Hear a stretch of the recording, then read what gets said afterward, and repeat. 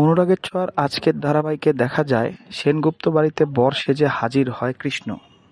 কৃষ্ণকে বরণ করে নেয় দীপা। হ্যাঁ বন্ধুরা, অন্যদিকে রুডির মাতাল ভাব কাটানোর চেষ্টা করে কুন্তলা। আর রুডিকে জিজ্ঞেস করতে থাকে, এই রুডি, কি খেয়েছিস তুই? কি খেয়ে তুই এরকম মাতলামি করছিস? তখনই সে জায়গায় সোনা আসে এবং কুন্তলা সোনার উপর রেগে যায় এবং সোনাকে বলে, আমার ছেলের এই অবস্থা কে করেছে? তোর মা, তাই না?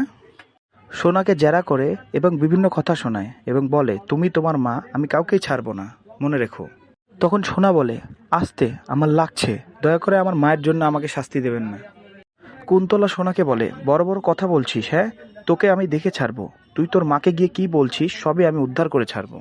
জবাবে সোনা বলে, আমি রূপার ঘরে গিয়ে কিছুই বলিনি, বরঞ্চ রূপাকে আমি এটা বলেছি, তুই কখনোই সুখী হতে পারবি না।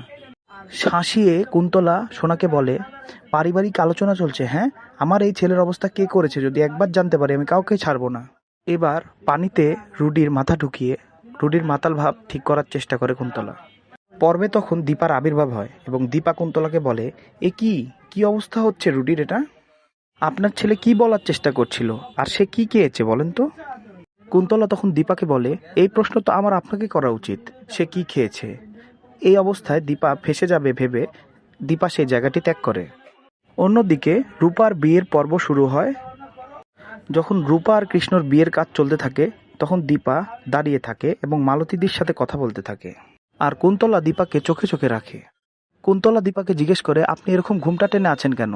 তখন দীপা উত্তরে বলে, আসলে মেয়ের বিয়ে তো, আপনি যেরকম আপনার ছেলের বিয়ে দেখতে পারেননি, আমি সেরকম আমার মেয়ের বিয়ে দেখতে পারবো না।